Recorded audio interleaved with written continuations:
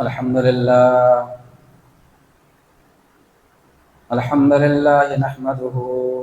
ونستعينه ونستغفره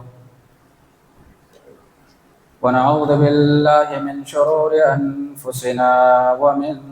سيئات أعمالنا من يهده الله فلا مضل له ومن يضلله فلا هادي له وأشهد أن لا إله إلا الله وحده لا شريك له وأشهد أن محمدا عبده ورسوله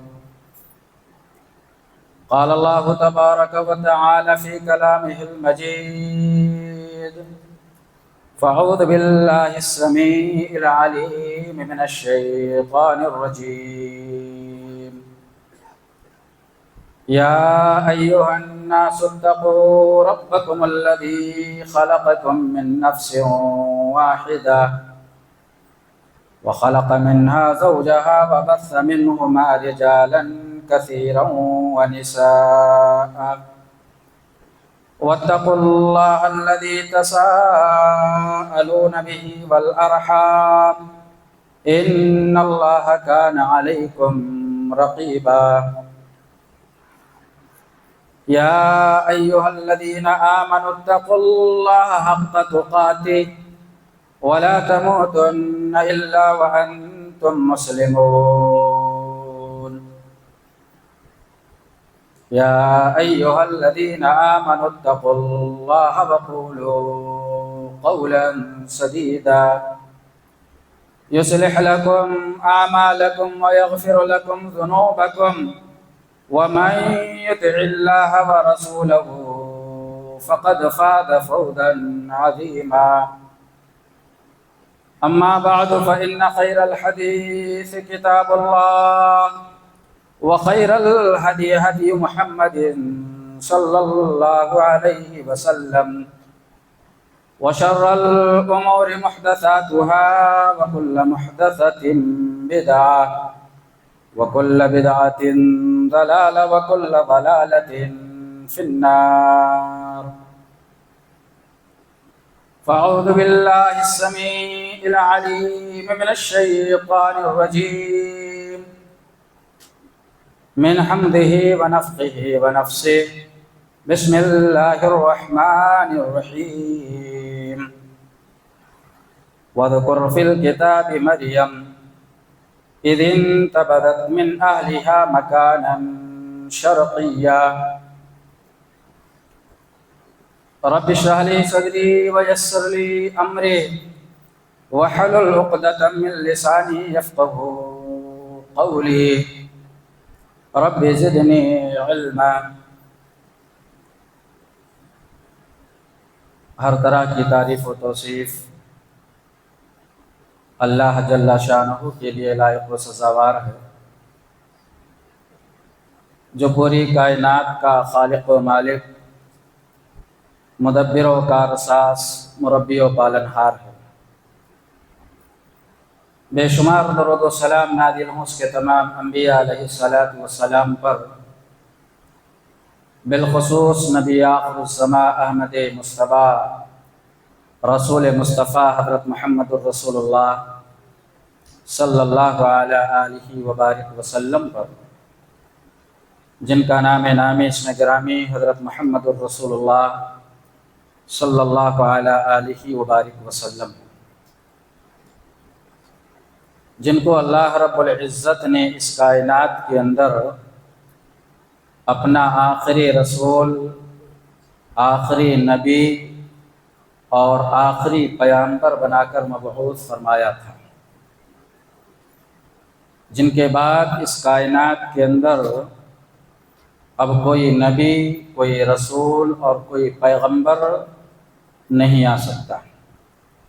ایسے نبی حضرت محمد الرسول اللہ صلی اللہ علیہ وبارک وسلم پر اللہ رب العزت کی بے انتہا رحمتوں کا نزول ہو۔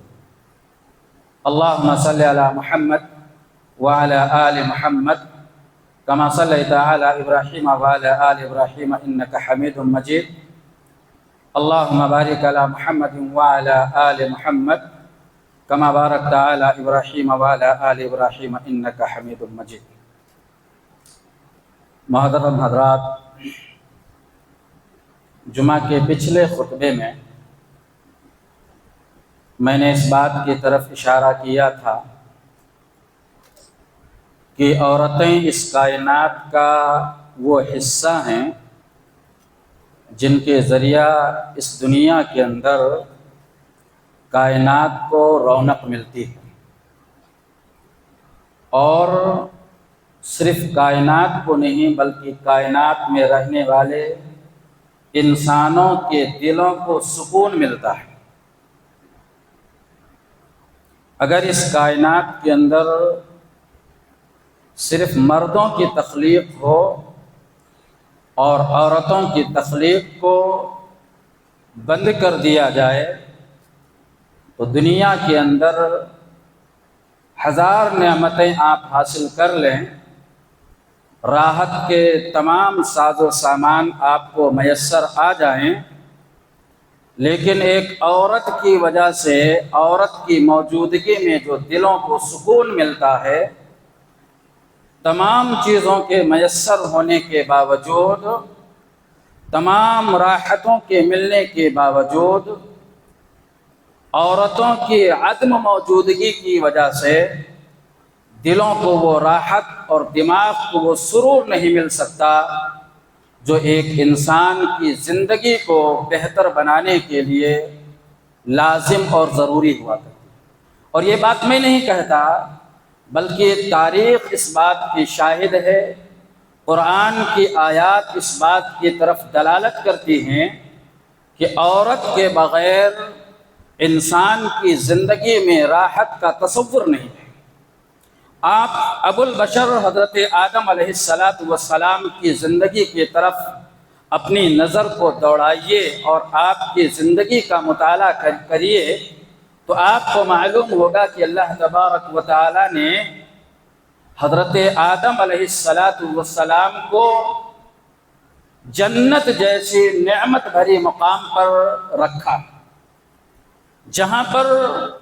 حضرت آدم علیہ السلام کو کسی بھی چیز کی کمی نہیں تھی، ہر طرح کے ساز و سامان، راحت کی ساری اشیاء حضرت آدم علیہ السلام کو میسر تھی، لیکن کون نہیں تھا؟ دلوں کو سکون پہنچانے کے لیے، دل کی راحت کے لیے آدم علیہ السلام کے سامنے حوا کی شکل میں عورت موجود نہیں تھی۔ اس لیے اللہ تبارک و تعالی جو علیم بذات الصدور ہے، آدم علیہ السلام کی بے چینی کو بھانپ لیا، ذہنی انتشار اور ذہنی پریشانی کو اللہ تبارک و تعالی نے اچھی طریقے سے بھانپ کر اللہ تبارک و تعالی نے حضرت آدم علیہ السلام کی قلبی سکون کے لیے حضرت حوا علیہ السلام کو پیدا کیا۔ تو یہ عورت کائنات کی وہ مخلوق ہے جس کے ذریعہ اس دنیا کے اندر دنیا کو اور دنیا کے باشندوں، دنیا کے لوگوں کو راحت اور رونق ملتی ہے۔ اور دوسری بات میں نے اس بات کی طرف بھی اشارہ کیا تھا کہ اللہ تبارک و تعالی نے اس کائنات کے اندر مرد اور عورت کے اعمال اور کردار کے اعتبار سے، ان کے عادات اور اطوار کے اعتبار سے، ان کے بہتر اور اچھے کارناموں کی وجہ سے ہر دو مقام عطا فرمایا ہے۔ غلط عادات کی وجہ سے بعض مرد بھی غلط میدان میں اپنا نام پیدا کیے، اسی طریقے سے بعض خواتین بھی اپنی معصیت میں اتنے نکل گئے کہ رہتی دنیا تک ان کی معصیت کو لوگ یاد کرتے رہیں گے اور ان کو اس کی طرف کوستے رہیں گے۔ اسی طرح سے بعض مرد اس کائنات کے اندر ایسے پیدا ہوئے جنہوں نے باکمال طریقے سے ایسے کارنامے انجام دیے ہیں جنہیں تاریخ کبھی فراموش نہیں کر سکتی، اور اسی طریقے سے عورتوں نے بھی وہ کارنامے پیدا کیے ہیں جنہیں دنیا کی تاریخ کبھی فراموش نہیں کر سکتی، اور اس کی شہادت اللہ کے نبی صلی اللہ علیہ وسلم نے فرمایا، اور بھی فرمایا کہ کملا من الرجال کثیر، مردوں میں بہت سارے لوگ باکمال پیدا ہوئے ہیں زندگی کے تمام شعبے میں، اخلاق کے شعبے میں، عادات کے شعبے میں، اطوار کے شعبے میں، خدمت قرآن کے شعبے میں، خدمت حدیث کے شعبے میں، زندگی کے کسی بھی شعبے میں دیکھیں گے تو اللہ تبارک و تعالی کے ان بندوں میں جو مردوں کی شکل میں جو انسان اس دنیا پر پائے جاتے ہیں، ان کے متعلق اللہ کے نبی صلی اللہ علیہ وسلم نے فرمایا کملا من الرجال کثیر، مردوں میں تو بہت سارے لوگ کمال کے درجے تک پہنچ گئے، ولم یکمل من النساء الا ثلاث، لیکن عورتوں میں خال چنندہ عورتیں آپ کو نظر آئیں گی جنہوں نے اپنے اچھے اخلاق کے ذریعے سے، اپنے اچھے کردار کے ذریعے سے، اپنے اچھے اعمال کی وجہ سے، اللہ کی بندگی کی وجہ سے، صوم و صلات کی بنیاد پر انہوں نے اپنا نیک نام پیدا اور اچھا نام پیدا کیا ہوگا۔ وَلَمْ يَكْمُلُ مِنَ النِّسَاءِ إِلَّا ثَلَاث، 3 عورتیں بڑے کمال کے درجے کو پہنچے ہوئی ہیں۔ اللہ کے نبی صلی اللہ علیہ وسلم نے فرمایا مریم بنت عمران، عمران کی بیٹی مریم بنت عمران، عمران کی بیٹی حضرت مریم علیہ السلام، آپ جب ان کی تاریخ کو پڑھیں گے، ان کی عبادت کو دیکھیں گے، ان کی ریاضت کو دیکھیں گے، اور اللہ تبارک و تعالیٰ کے تئیں ہونے والے صوم و صلات کو دیکھیں گے تو یہ معلوم ہوگا کہ اللہ تبارک و تعالیٰ نے حضرت مریم علیہ السلام کو بڑے مقام اور مرتبے پر فائز کیا تھا، اور اس مقام پر فائز کرنے کے بعد خصوصیت کے ساتھ جو اپنی نعمتیں ان پر نچھاور کی تھیں اس کا تذکرہ انشاءاللہ ابھی ہم سنیں گے۔ اسی طریقے سے وَآسِيَةُ امرأة فرعون، اور فرعون جیسے جابر سرکش حکمراں کے گھر میں آسیہ کے کارنامے، فرعون کی بیوی کے طور طریقے، فرعون کی بیوی کی عبادت و بندگی جو اللہ تبارک و تعالیٰ کے لیے ہوئی تھی، اللہ کے نبی صلی اللہ علیہ وسلم نے فرمایا یہ آسیہ بھی کمال درجے کی خاتون تھی کہ ایک طرف اللہ تبارک و تعالیٰ کی خدائی کے سامنے انسانی خدائی کے ڈنکے بجائے جا رہے ہیں، اللہ رب العالمین کے برحق ہونے کے ساتھ ساتھ اس انسانی سرزمین پر ایک انسان جو اللہ تبارک و تعالیٰ کی مخلوق میں سے ہے وہ اللہ تبارک و تعالیٰ کے سامنے خدائیت کا دعویٰ کر رہا ہے، مگر اس کے باوجود آسیہ کا وہ ایمان دیکھیے، آسیہ کا وہ اخلاق دیکھیے، آسیہ کا وہ کردار دیکھیے، اور اللہ تبارک و تعالیٰ پر ایمان کی وہ پختگی دیکھیے کہ حضرت آسیہ نے سرکش شوہر کے سامنے بھی اللہ تبارک و تعالیٰ کی توحید کے ڈنکے کو بجا دیا اور یہ مان دیا کہ روئے زمین پر ہم کسی مخلوق کی خدائی کو تسلیم کرنے کے لیے تیار نہیں، ہمارا خالق، ہمارا مالک، ہمارا مدبر، ہمارا کارساز، ہمارا پیدا کرنے والا اور اس کائنات کے نظم و نسق کو چلانے والا اگر کوئی ہے تو صرف اور صرف اللہ رب العالمین ہے۔ اور اسی طریقے سے وہ خدیجہ بنت خویلد، اور خویلد کی بیٹی حضرت خدیجہ رضی اللہ تعالی عنہ جو نبی کریم صلی اللہ علیہ وسلم کی سب سے زیادہ غمگسار بیوی تھی، جو دعوت کے میدان میں، تبلیغ کے میدان میں، قرآن و سنت کو عام کرنے کے میدان میں جو کارنامہ حضرت خدیجہ بنت خویلد رضی اللہ تعالی عنہ نے انجام دیا آپ تاریخ اسے کبھی فراموش نہیں کر سکتے۔ اور اس کے بعد اللہ کے نبی صلی اللہ علیہ وسلم نے آگے فرمایا وَفَضْلُ عَائِشَةَ عَلَى النِّسَاءِ، اور تمام عورتوں پر حضرت عائشہ صدیقہ بنت صدیق رضی اللہ تعالی عنہ کی وہ فضیلت ہے جو کھانے کے معاملے میں سرید کا مقام اور مرتبہ ہے۔ گویا کہ جہاں یہ ساری عورتوں کے مقام اور مرتبے کو بتایا وہاں پر اس بات کی طرف بھی اشارہ کر دیا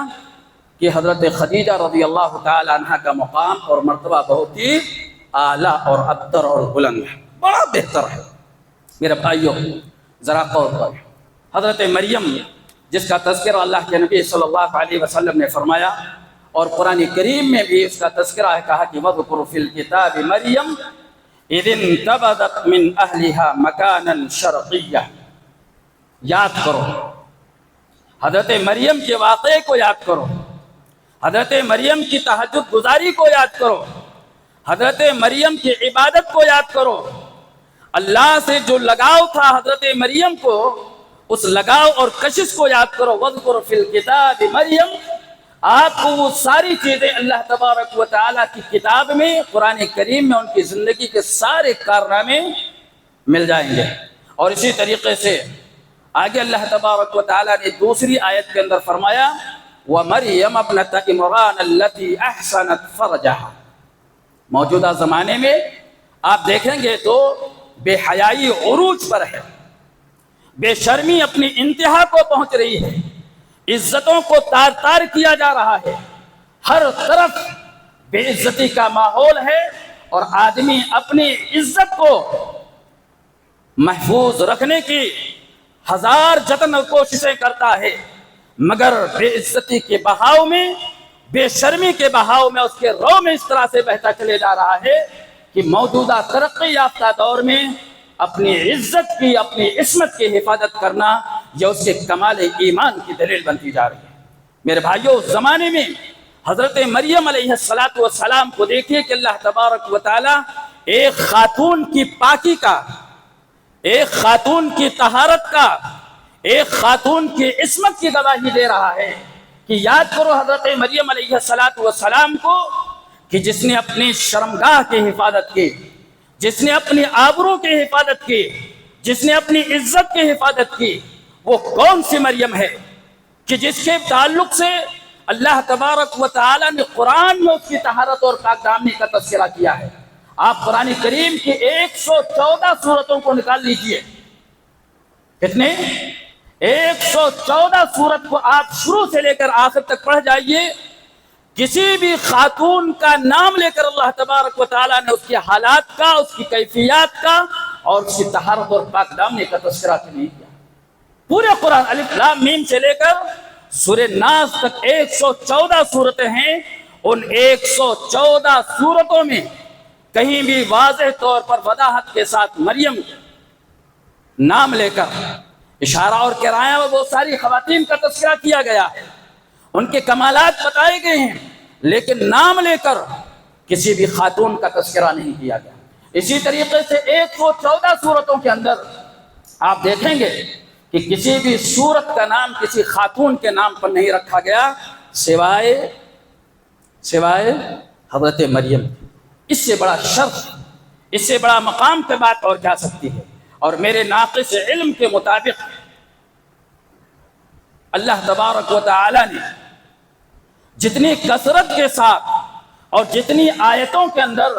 حضرت مریم کی خوبیوں کا بیان کیا ہے، اتنی کثرت کے ساتھ کسی اور خاتون کا تذکرہ نہیں کیا، واللہ اعلم۔ میرے بھائیوں، یاد کریں کہ یہ مریم کون تھی اور کس بنیاد پر اللہ تبارک و تعالی نے ان کو اتنے بڑے کمالات سے نوازا۔ آپ میں اکثر جانتے ہوں گے کہ مریم عمران کی بیٹی تھی، حضرت عمران کی بیٹی تھی، اور جن کی والدہ کا نام حنا تھا۔ اور ہماری بہنیں اور اسلامی خواتین جو ہماری بات کو سن رہی ہیں موجودہ دور میں اور اس بے راہ روی کے دور میں، ایسے واقعات سے انہیں بہراور ہونا اور ایسے واقعات کے ذریعہ سے اپنے علم میں اضافہ کرنا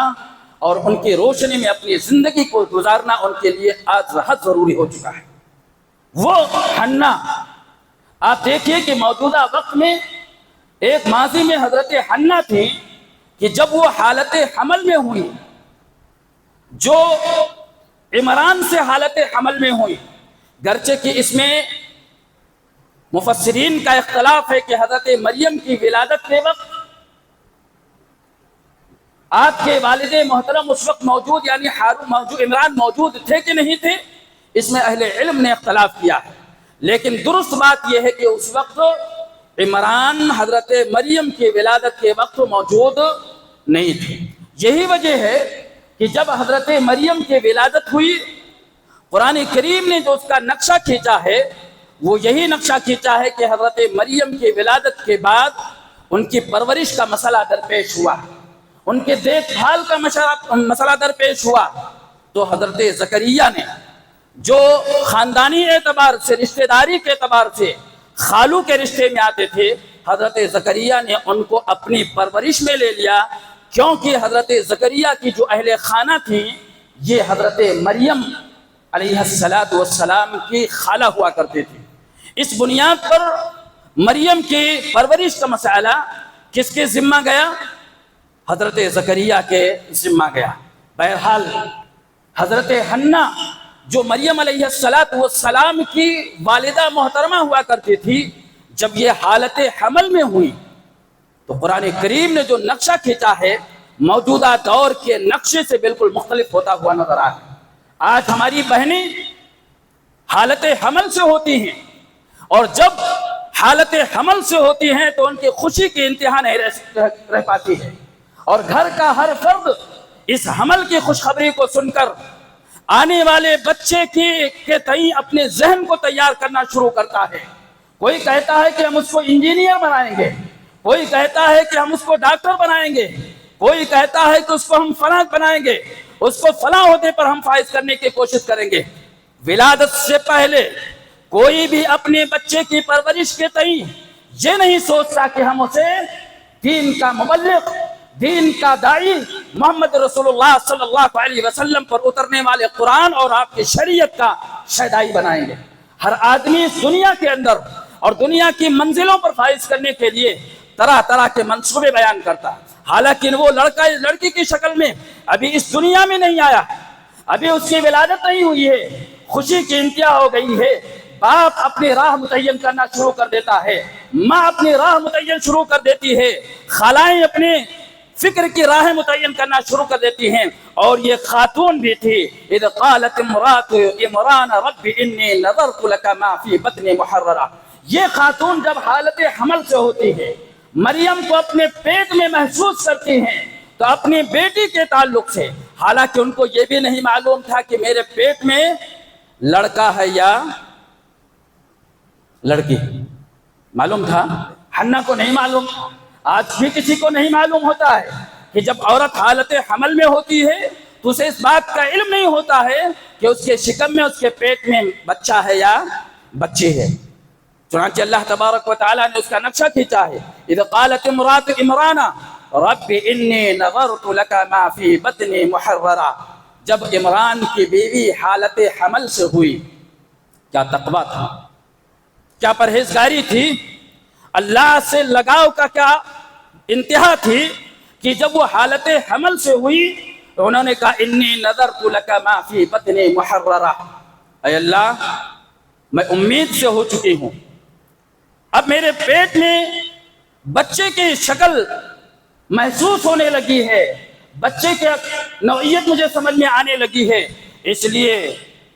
فتقبل منی، میں اس کو تیری راہ میں چھوڑ دینی، میں چاہتی ہوں کہ تیرے راستے میں تیری عبادت گزاری کے لیے، تیری بندگی کے لیے میں اسے آزاد کر دوں، وقف کر دوں۔ فتقبل منی، اے اللہ تو میری اس دعا کو قبول فرما، اس چیز کو مجھے قبول فرما، اس لیے کہ انک انت السمیع العلیم، تو سننے اور جاننے والا ہے۔ لیکن اللہ نے کہا فلما وضعتها قالت ربی انی وضعتها انثی، جب حضرت حمل کی مدت پوری ہوئی اور حضرت حنا نے،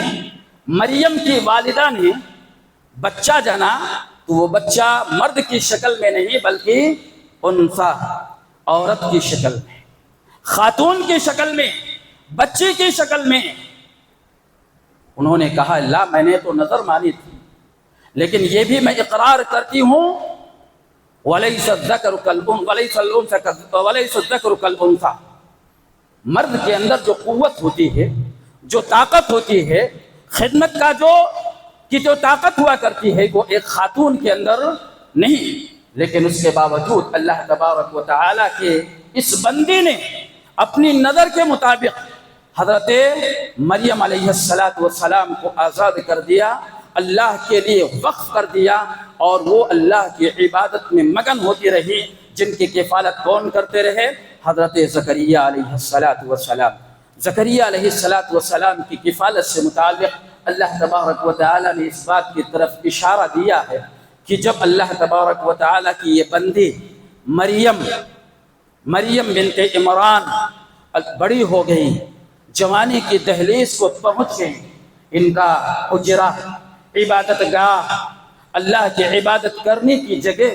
الگ تھلگ زکریا نے متعین کیا، اللہ کی عبادت میں لگے رہیں، اللہ کی بندگی میں لگے رہیں، اللہ کی ریاضت میں لگے رہیں۔ بسا اوقات زکریا جب ان کے پاس جاتے تو عبادت کا نتیجہ کیا انہوں نے اپنی آنکھوں سے دیکھا ہے، قرآن کریم نے اس کی شہادت کی ہے۔ آج کیا وجہ ہے؟ ہم عبادتیں تو کرتے ہیں، نمازیں تو پڑھتے ہیں، روزے تو رکھتے ہیں، قرآن کی تلاوت تو کرتے ہیں، مگر اس کا ثمرہ اور اس کا نتیجہ ہمارے سامنے نکل کر نہیں آتا ہے۔ کوئی وجہ تو ہوگی۔ وہی مریم جو اللہ کی عبادت میں لگی ہوئی ہے، اللہ کی بندگی میں لگی ہوئی ہے، صوم و صلاۃ کی پابند ہے، اس کا نتیجہ اپنی آنکھوں کے سامنے دیکھتی ہے، اور آج ہم اسی عبادت میں لگے ہیں، اللہ کے لیے نمازیں پڑھتے ہیں، اللہ کے لیے روزے رکھتے ہیں، اللہ کے لیے رکوع کرتے ہیں، اللہ کے لیے سجدے کرتے ہیں، مگر یہ سجدے، یہ رکوع ہمارے سامنے اپنے نتیجے کو ظاہر کیوں نہیں کرتے؟ ضرور کہیں نہ کہیں ہمارے عمل میں اور ہمارے اخلاص میں تضاد پایا جاتا ہے۔ وہ حضرت مریم کا اخلاص دیکھیے، وہ حضرت مریم کا خلوص دیکھیے، جو تنہائی میں اللہ تبارک و تعالیٰ کی عبادت کر رہی ہے، اور اس عبادت کے نتیجے میں آسمان سے پھلوں کا نزول ہو رہا ہے، آسمان سے پھلوں کا نزول ہو رہا ہے، قسم قسم کے کھانے نازل کیے جا رہے ہیں۔ کھانے کا انتظام کون کر رہا ہے؟ رب کائنات کر رہا ہے۔ پھلوں کا انتظام کون کر رہا ہے؟ رب کائنات کر رہا ہے۔ زکریا کہتے ہیں کہ جب میں کبھی حجرے مریم میں پہنچتا تھا، مریم کی عبادت گاہ میں پہنچتا تھا، دیکھتا تھا کہ موسم کے بغیر پھل موجود ہیں۔ آج موسم کے بغیر پھل اگر ہمارے سامنے آتے تو ہم اس پر تجزیہ کرنا شروع کر دیتے ہیں، یا ہائی بریڈ کا ہے، فلاں کا ہے، دواؤں کے ذریعے سے لایا گیا، فلاں کے ذریعے سے لایا گیا ہے۔ وہاں حضرت مریم کے سامنے اللہ تبارک و تعالیٰ ان کی عبادت کی وجہ سے، ان کی بندگی کی بنیاد پر، ان کی ریاضت کی بنیاد پر آسمان سے ایسے پھلوں کا نزول کر رہا ہے جس کا تصور بھی نہیں کیا جا سکتا۔ حضرت زکریا نے پوچھا، انا لکی، اے مریم کیا دیکھ رہا ہوں؟ یہ قسم کے پھل کہاں سے آ رہے ہیں؟ ذالک من عند ربی۔ اے زکریا یاد کرو، ایمان رکھو، یقین رکھو، یہ میرے رب کی طرف سے آ رہا ہے، یہ میرے رب کی طرف سے آ رہا ہے۔ یقین مانیے، اندازہ کیجئے کہ اللہ تبارک و تعالیٰ نے اتنا معزز خاتون، اللہ رب العالمین نے اتنا اعزاز خاتون کو کس بنیاد پر دیا؟ کیوں اپنی مقرب بندیوں میں شامل کیا؟ اس وجہ سے کہ وہ عبادت میں، اطاعت میں، اور اللہ تبارک و تعالیٰ کی ریاضت اور اس کی بندگی میں کمال کو پہنچی ہوئی تھی۔ حد درجہ کی عبادتیں ان کے اندر، عبادت کی فکر پائی جاتی تھی، عبادت کا درجہ پایا جاتا تھا۔ آج ہماری مائیں کہاں چلی گئی ہیں؟ ہماری ماؤں کا فکر کدھر چلے گیا ہے؟ ہماری بہنوں نے اپنے آپ کو کس میدان کے پیچھے اپنے آپ کو چھوڑ دیا ہے کہ آج کسی بھی معاملے میں دیکھیں، علم کے معاملے میں ہو، عمل کے معاملے میں ہو، نمازوں کے معاملے میں ہو، دیگر نیک اعمال کے معاملے میں ہو، انہوں نے اپنے آپ کو کتنا پیچھے چھوڑ دیا ہے۔ اللہ کے واسطے پلٹیں، ان خواتین کی سیرت کو پڑھیں، ان کے اخلاق و کردار کو دیکھیں کہ آخر اللہ تبارک و تعالیٰ نے کس بنیاد پر ان کو مقام اور مرتبہ دیا تھا۔ اس کے بعد دوسری خاتون جن کو اللہ تبارک و تعالیٰ نے بڑا مقرب اور بڑا اعزاز عطا فرمایا تھا، وہ ہیں حضرت فاطمہ بنت محمد صلی اللہ علیہ وسلم، جن کے بارے میں اللہ کے نبی صلی اللہ علیہ وسلم نے فرمایا، سیدۃ نساء اہل الجنہ، جنت میں عورتوں کی سردار ہوں گی۔ ابھی ہمارے صدر مسجد نے اعلان کیا کرنے کے لیے کہا ہے کہ مسجد کے اندر تعلیم کا انتظام، سرمائی تعلیم کا انتظام، یعنی گرما کا، یہ تعطیل چھٹیاں چل رہی ہیں بچوں کی، اب ظاہر بات ہے اس میں 10 20 50 60 70 بچے جتنے بھی آئے ہیں، اگر ان بچوں میں سے کسی ایک بات کے بچے کو، کسی ایک فرد کے بچے کو درجہ اور مقام دے دیا جائے، سردار بنا دیا جائے، اس کی باپ کی خوشی کو پوچھے کہ وہ باپ، وہ ماں کتنی خوشی کے انتہا کو پہنچے گی کہ ہمارے بیٹے کو اتنے بیٹوں پر، اتنے بچوں پر سردار بنا دیا گیا، اس کو ذمہ داری دے دی گئی ہے کہ نہیں؟ یہاں سیدۃ نساء اہل الجنہ کہا گیا، جنت کے اندر جتنے بھی عورتیں ہوں گی، کیا ہم اس کو گن سکتے ہیں؟ اعداد اور شمار ملا سکتے ہیں؟ جتنی جنتی عورتیں ہوں گی ان تمام جنتی عورتوں کی سردار ہماری اور آپ کی بیٹی نہیں ہوگی، ہمارے اور آپ کے خاندان سے نہیں ہوگی، بلکہ وہ کس کی؟ محمد الرسول اللہ صلی اللہ علیہ وآلہ وسلم کی بیٹی حضرت فاطمہ رضی اللہ تعالی عنہ۔ فاطمہ رضی اللہ تعالی عنہ کے تعلق سے فرمایا سیدۃ نساء اہل الجنہ۔ کیوں کہا بھائی؟ جانتے ہو اتنا بڑا مقام اللہ تبارک و تعالی نے کیوں دیا کہ جنت کے خواتین کا سردار؟ حضرت عائشہ صدیقہ رضی اللہ تعالی عنہ فرماتی ان کی کمالات کو، ما رأیت احدا کان اشبہ سمتا وہدیا ودلا وفی روایت حدیث وکلامہ۔ کتنی صفات بتائی۔ آج کسی باپ کی بیٹی شکل و صورت میں مشابہت اختیار کر جاتی ہے تو باپ کو بڑا فخر ہوتا ہے، یہ بیٹی میری شکل و صورت پر ہے، یہ بیٹی میرے ذہن کو گئی ہے، یہ بیٹی میری عادات اور اخلاق پر گئی ہے۔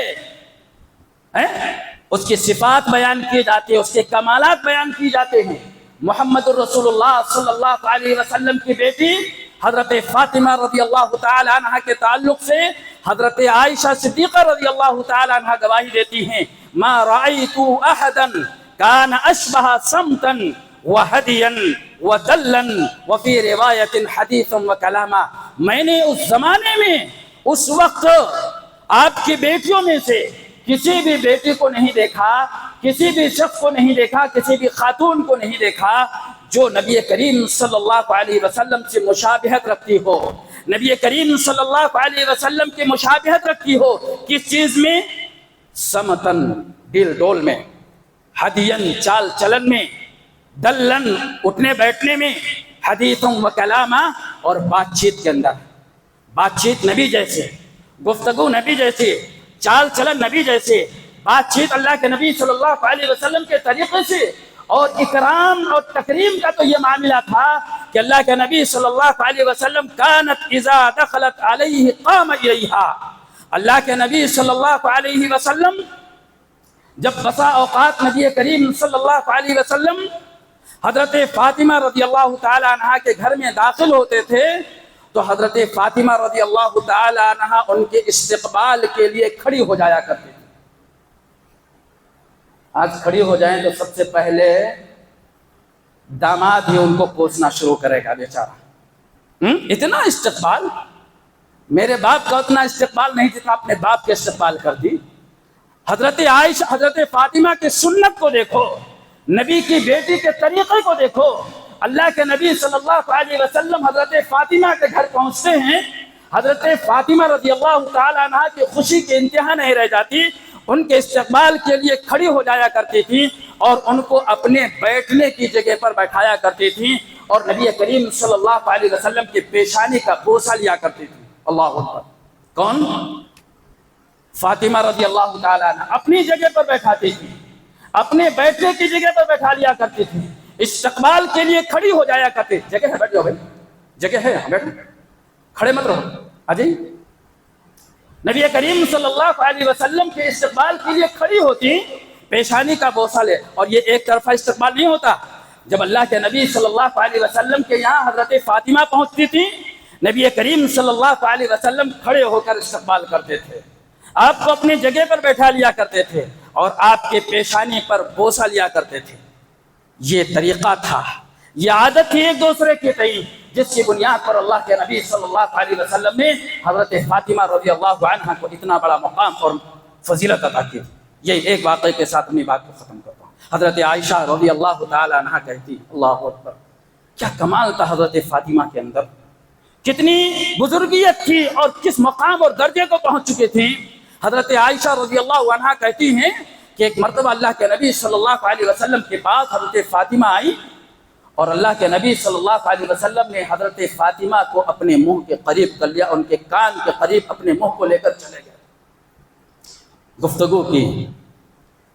اپنی زبان میں کہیے جس کو کانا پھوسی کرنا کہتے ہیں، خاموشی سے بات کی۔ حضرت فاطمہ کے کان میں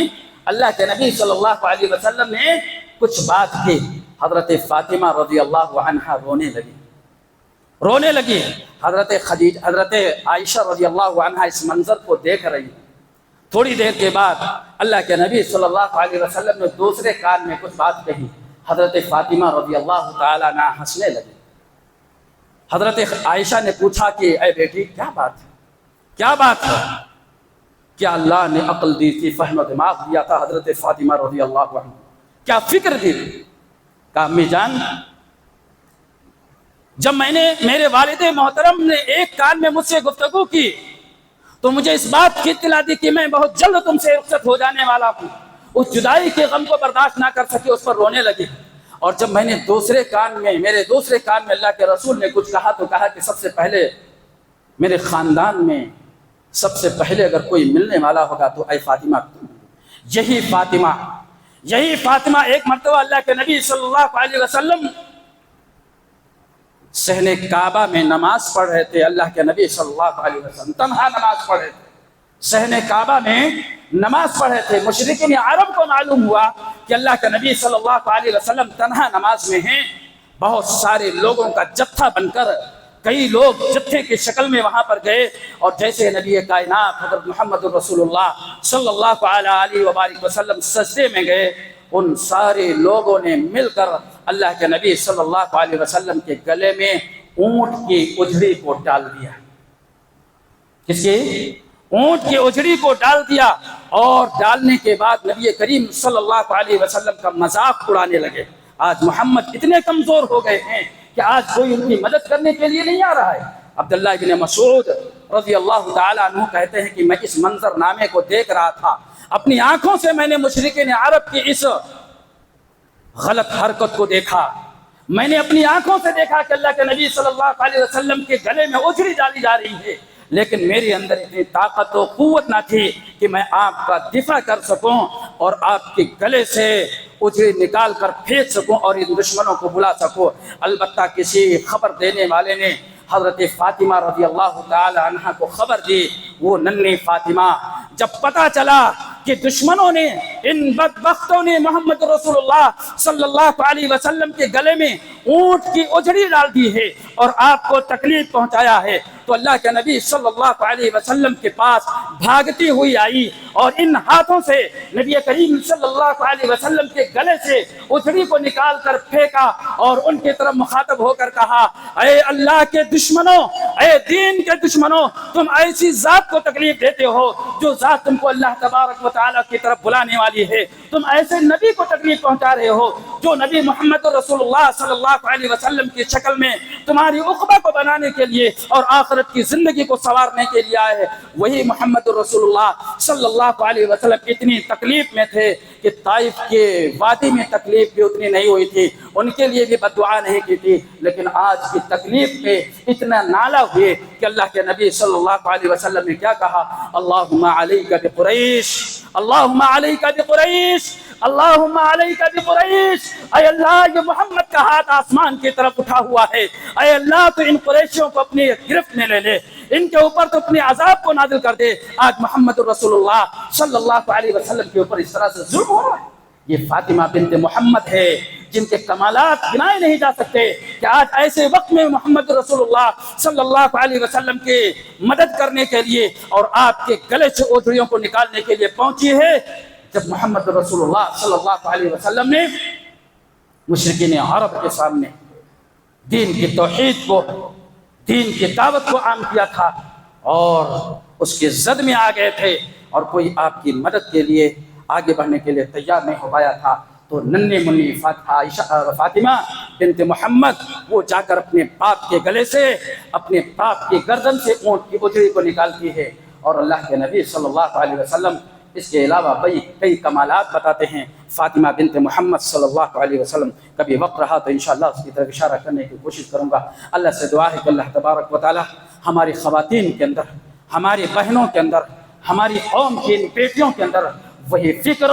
وہی جذبہ اور دین کی وہی جستجو پیدا فرما دے جو ماضی میں خواتین اسلام کے دلوں کے اندر جو دین اور جذبہ موجود تھا، اسلام کی خدمت کے تئیں، اسلام کی تعلیمات پر عمل کرنے کے تئیں جو ہماری ماضی کی عورتوں کے اندر، جو ماضی کی خواتین کے اندر موجود تھے، آج ضرورت ہے کہ ہماری یہ خواتین اسلام، ہماری مائیں، ہماری بیٹیاں، ہماری بہنیں اپنے اندر وہ فکر پیدا کریں، اپنے اندر وہ منہج پیدا کریں جو صحابہ کرام رضی اللہ تعالیٰ عنہم اجمعین اور ازواج مطہرات کے اندر موجود تھے۔ اللہ سے دعا ہے کہ اللہ تبارک و تعالیٰ ہمیں کہنے سے زیادہ اس پر عمل کرنے کی توفیق عطا فرمائے۔ آمین۔ اقول قولی ھذا واستغفر اللہ لی ولکم ولسائر المسلمین۔